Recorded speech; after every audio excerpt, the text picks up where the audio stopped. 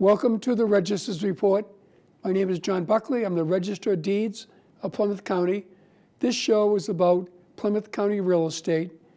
Our headline for the month was "The Market Remains Positive as We End 2017." This show is being taped in January, but we're going to talk about our numbers for December and what we saw as our calendar year came to an end. I'm going to have a great guest in the second segment, Tim White from our office, the Assistant Register, and we're going to talk about some of the projects that we worked on in 2017 at the Registry of Deeds and what we're working on as we go forward into 2018. But let's go to the numbers. The number of sales in December were 885, down from the 948 in November, down 5% from the preceding December 2016. However, for the full calendar year of 2017, sales of property were up 3%, which is a good trend.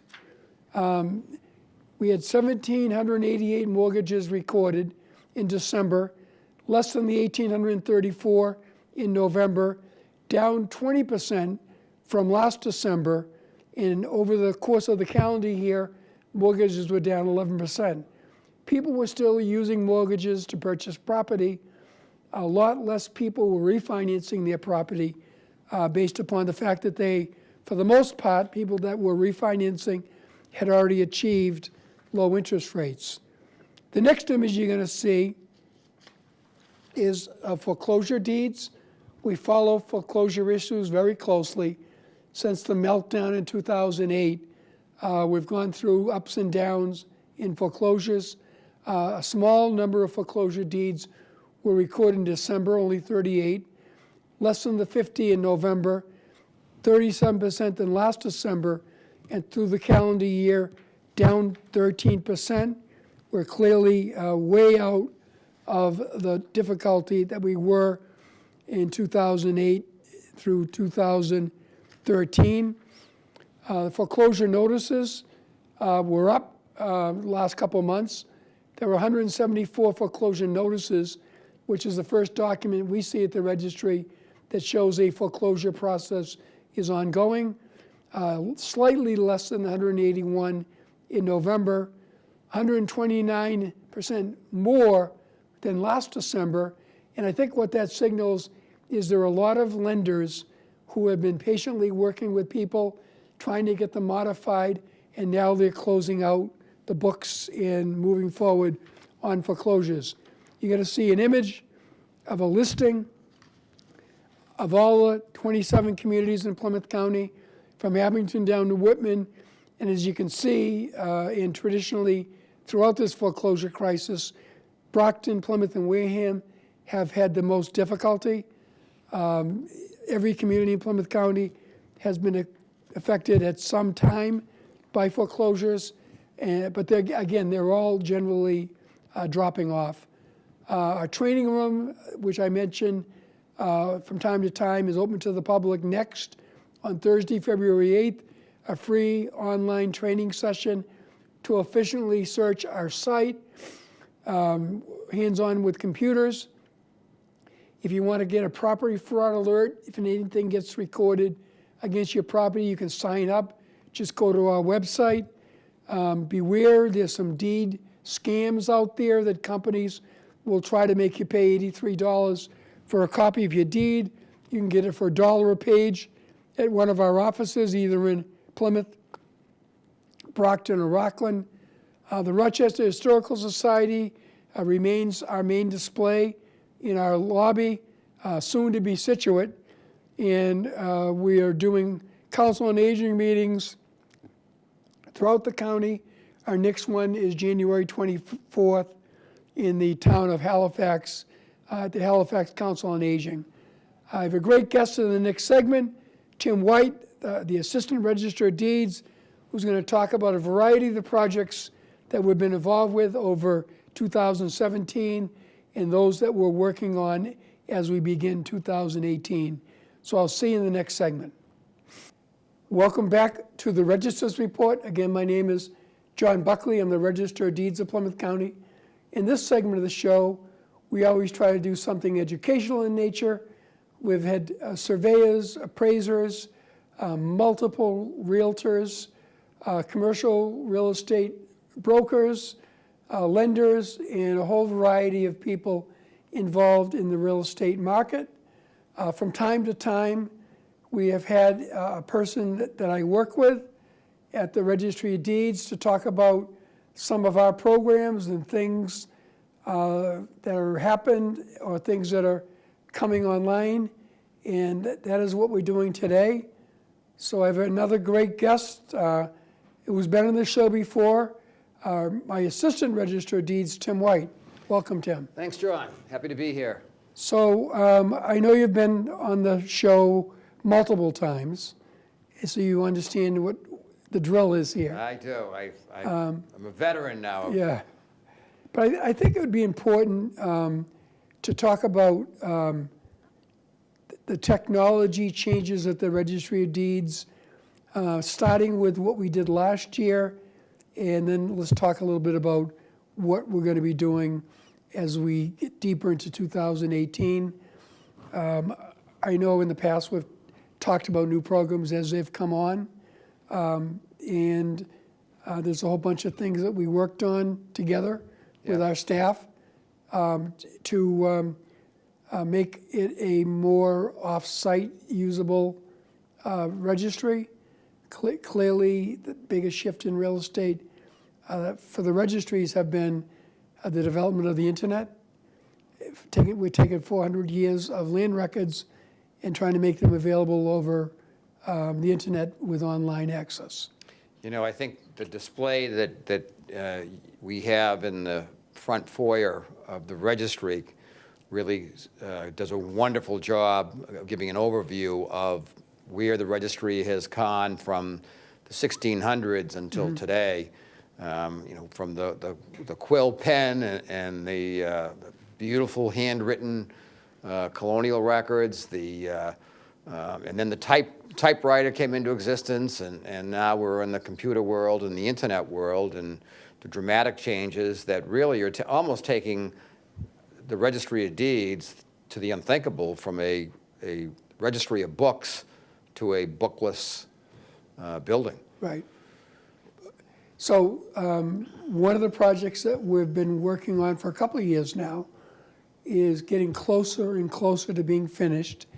That is a re-indexing project that connects the index information directly with the document, and it makes it a lot easier for people to search records because we know that we have not only experts that use our system to do title searches and things like that, but also members of the general public that go on to look at their real estate records, and genealogists and people like that.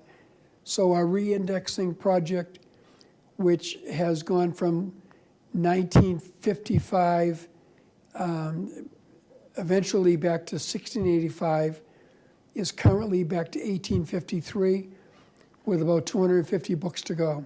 Right. Now that's, you'd already gone back to 1955. Right. You'd linked those indexes, and I think it's important to explain what the index is. I think that so folks understand that as opposed to the actual documents, the deeds, the mortgages, the municipal lien certificates, the mortgage discharges, and all those records, these are the indexes for those documents, and we index them in a variety of ways by the grantor, the person who is actually selling the property or giving the mortgage, the grantee, the person who is buying the property address, the book and page of the books that we do have on records, as so you have a place you can find these items.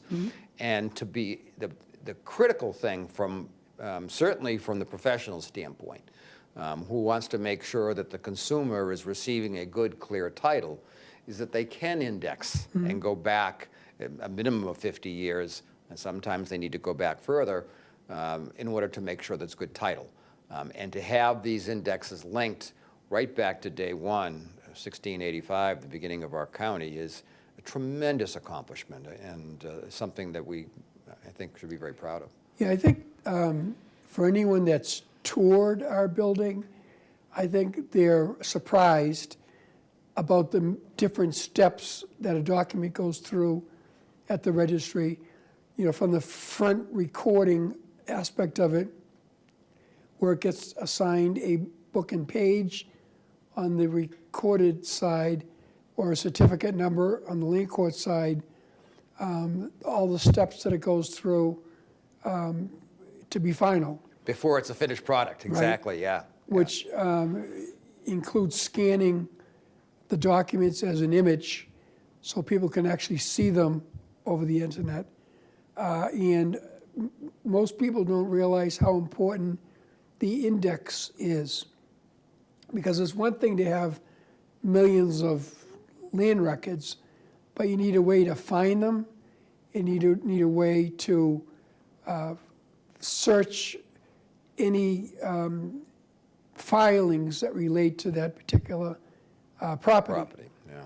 And that's what the index shows. Yeah, the linked index shows. That's the Well, beauty of it. what the index does, and now it's much more enhanced by the linked index. Yeah. Yeah. But I also think we ought to make people aware that we recently, meaning we, the Registers Association, all of the registers together, recently published, which is available on our website, the new index standards, how things are indexed. Because one of the things we all try to do across Massachusetts is to make sure that the way it's recorded and indexed in Lowell or in Springfield is the way we do it in Plymouth County. Right. And I think certainly the Register of Deeds up in Lowell, Middlesex, North Howe has done a great job at working through changes to that.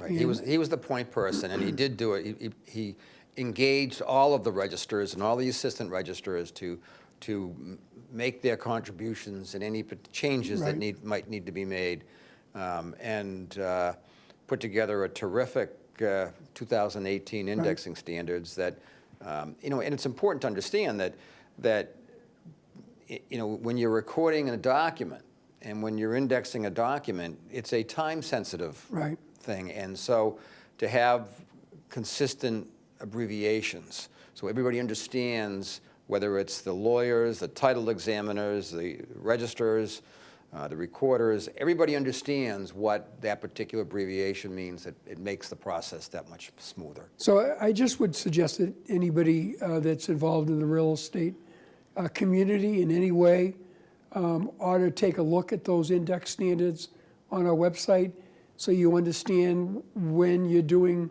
online research, even if you just do it once in a while, scanning for a couple documents that you might be involved with, a couple pieces of property that you've been involved with, how we index them in the shortcuts, in the simple identification of what a document is, and how we do that connection. Right, and I think you'll find when you do that that they are logical connections and things that come, when you see it, oh, that makes sense. Right.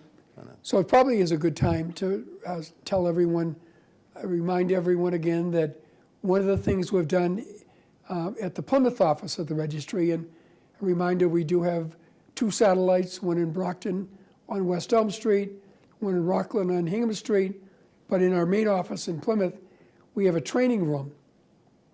And the first Thursday of every month, we run a free hands-on, because you'll have computers to work off of, training session on how to search efficiently land records. Our database, yeah. Yeah.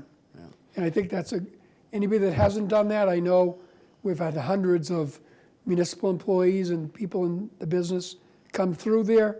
It's a great opportunity to enhance your skill and make your search more efficient. We have, I mean, and I think it's a great service, and we've heard that from the different towns in Plymouth County where they've sent staff down to learn how to search our database.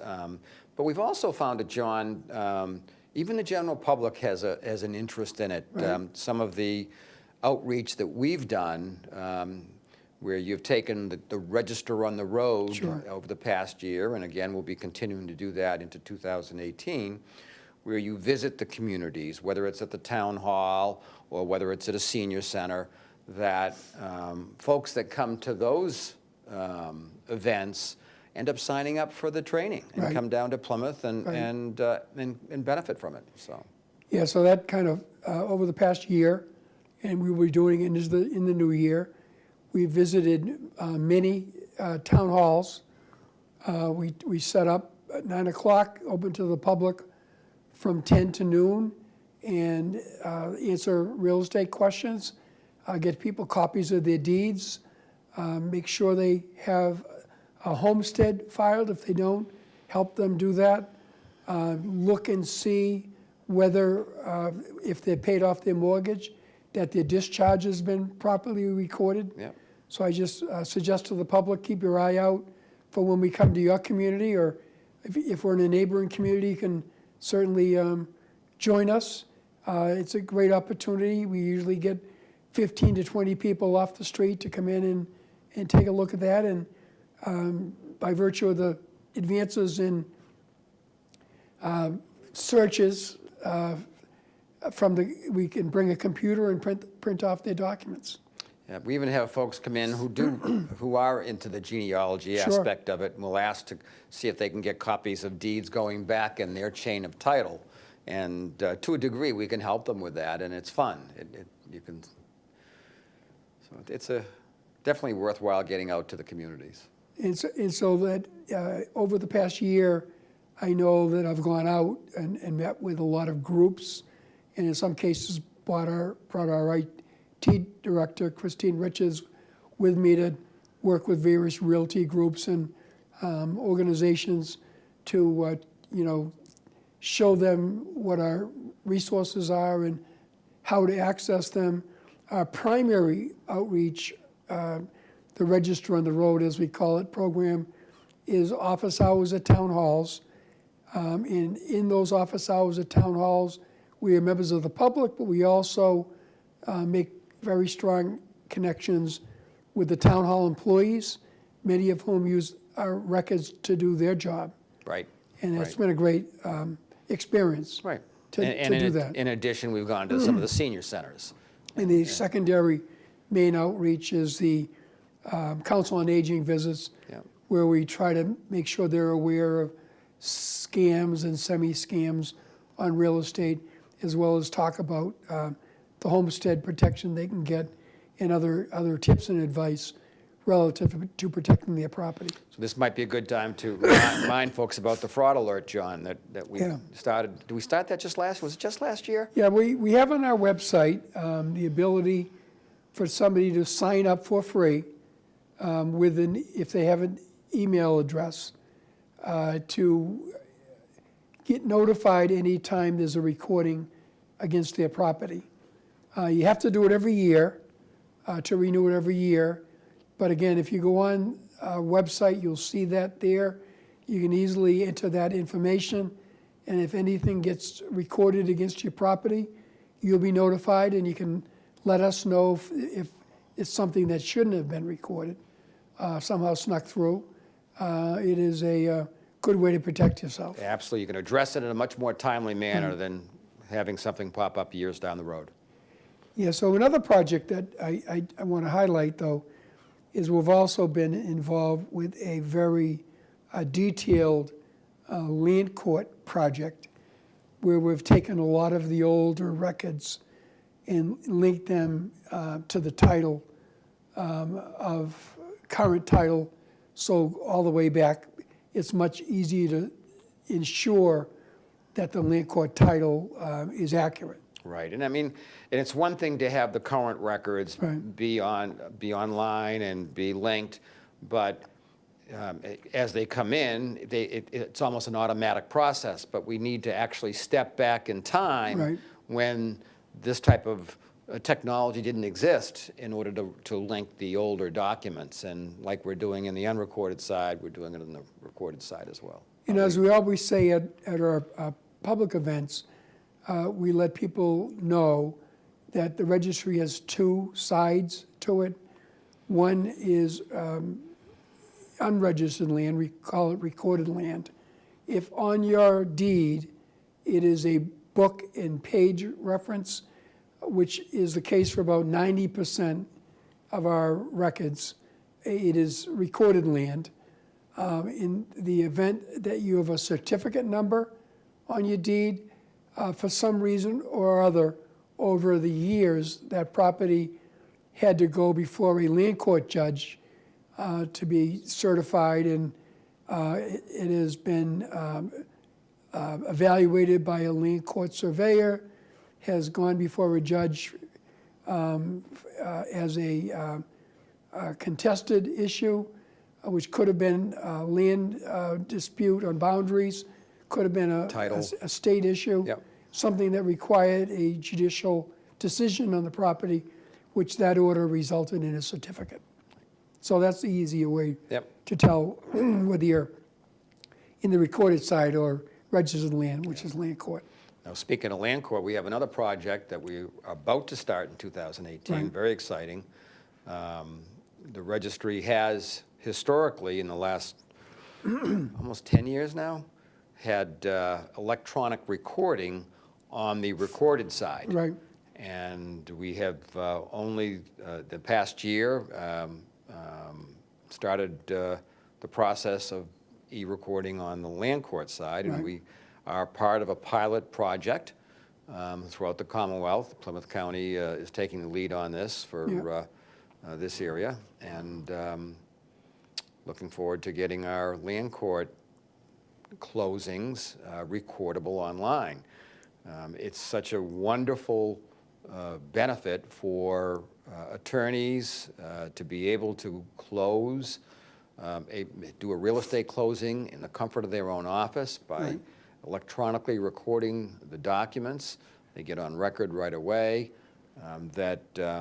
It was only natural for us to get to the point where we wanted to bring in the land court component of it as well. Yeah, I think, as technology changed, the registry, even before my time, recognized the additional customer service you can bring about by changes in technology, starting with the Brockton Satellite Office, which has been in different locations over time, but still have served the northwest corner of Plymouth County. And let me interrupt you because I happened to be at that Brockton Satellite yesterday, Okay. and I saw on the wall a commemoration of the first opening of the Brockton Satellite, and at that time, Registrar Buckley was a County commissioner. So that's going back Yeah. to the late 90s or mid-90s. Yeah, and then later, we brought on the Rockland Satellite Office, which allows many people who would be traveling from Quincy and Boston for Plymouth County real estate, Or even north of that. or north of that, to go to Rockland instead of coming down. And that's been a great service too. But the ability to e-record for the lawyers from all over the place to run their closings off-site Yep. and send it in has resulted now in about 45% of our documents get recorded over the internet. On the Recorded recorded side. side, and we would, Yeah. I suppose it'll be a little bit of a building process and a learning process in the Yeah. land court, because it was a learning process for us. And unlike other counties, our county main building is at the very southeast corner of Plymouth County, Right. whereas other counties, it's much more central. So again, technology has allowed us to help people by having it in a variety Yep. of places.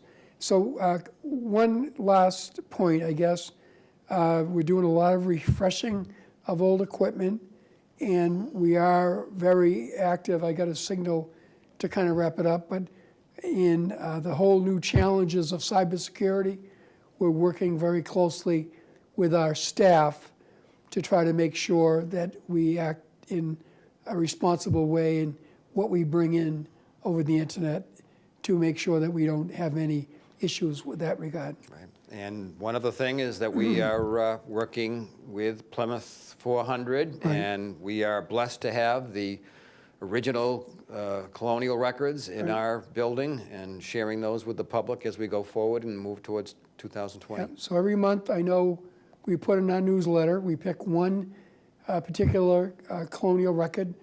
You know, this particular month is the founding of the town of Duxbury. And on the last day of the month, which is usually last Friday of the month, Right.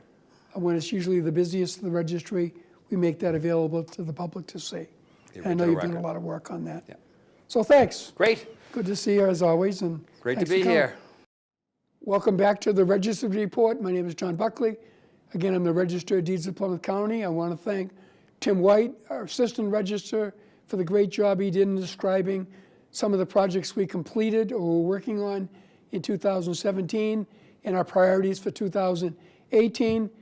This particular segment of the show is a little lighter in nature. We talk about some of our notable land records. There is a Plymouth County notable land record collection. But let me mention the holidays. We've gone through New Year's Day. We've gone through Martin Luther King Day on the 15th.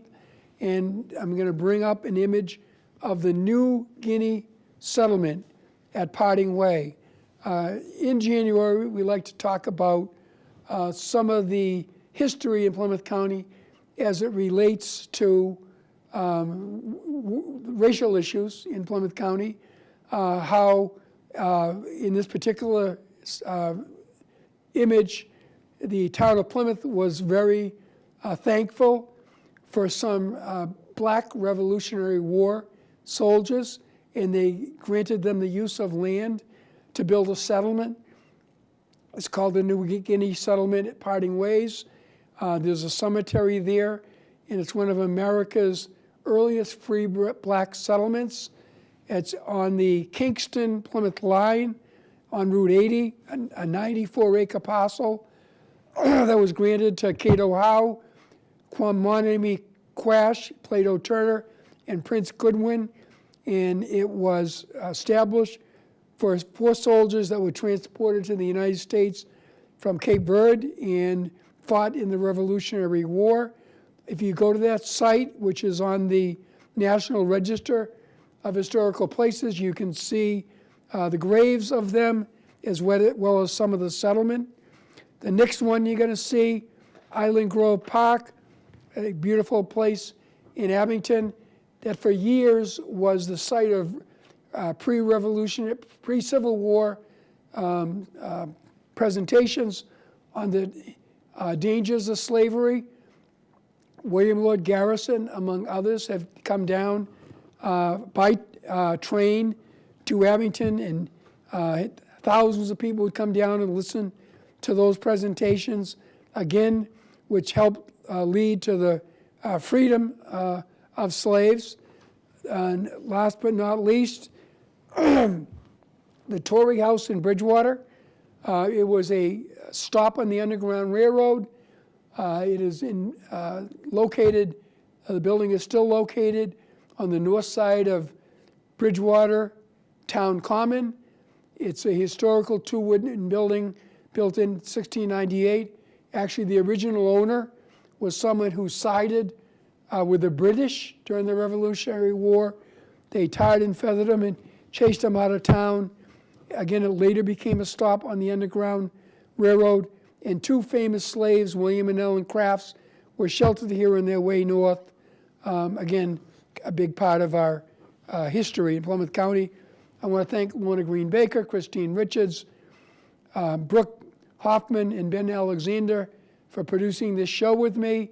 PAC TV allows me to share what for most people is information about their most valuable asset. And we try to do this on a monthly basis, and we'll see you next month. Thank you.